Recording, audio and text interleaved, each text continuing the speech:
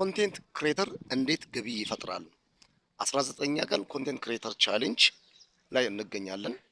ዛሬ ይህንን ነው የምነግራችሁ። ብዙ ፎሎወርስ ማግኘት ብቻ በቂ አይደለም። እነዚህን ፎሎወርሶችን እንዴት ነው ወደ ገቢ መቀየር የሚቻለው? ይህን ታውቃለህ? ኮንቴንት ክሬተር መሆን ሲያስቡ በቅድሚያ የሚያስቡት ቪውን ነው። ነገር ግን ትክክለኛ ክሬተር እኔ የምሰራው ቪዲዮ ምን ችግር ይፈታል ብሎ ነው የሚያስበው። 3 ገቢ የምታገኝባቸው መንገዶችን በዚህ ቪዲዮ እነግርሃለሁ። አንደኛ አፍሊያን ማርኬት ነው። አፍሊያን ማርኬት ማለት የምታምንበትን ምርት ወይም አገልግሎት ማስተዋወቅ።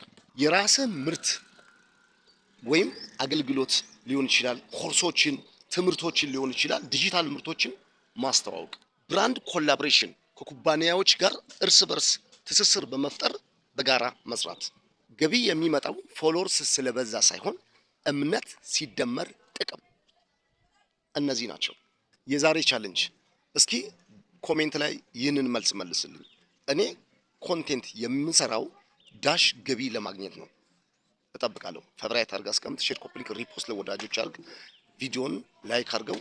ፎሎ ብታደርግ ሁሌም ተከታታይ ክፍል ይመጣል። ሲዩ ኔክስት ቪዲዮ ክፍል 20